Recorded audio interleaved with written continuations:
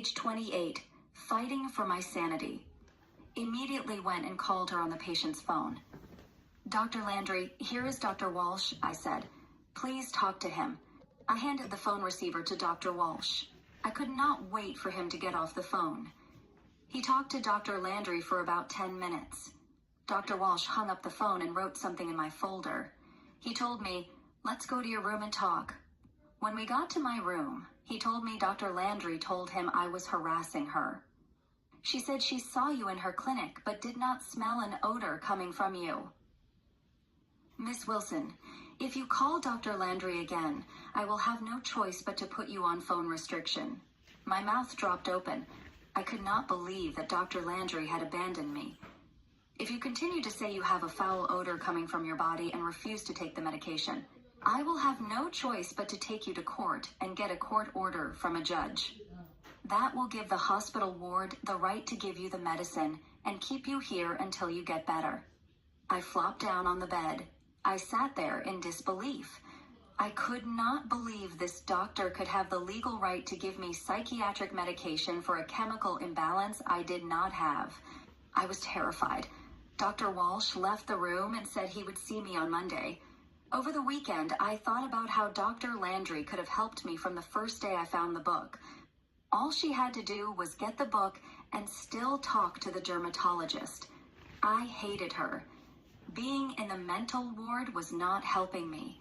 I could not go to the doctor's office or the library. I was terrified of staying in Chicago anymore because of the threat Dr. Walsh had made about forcing me to stay in the ward. If he felt that way, other doctors might as well.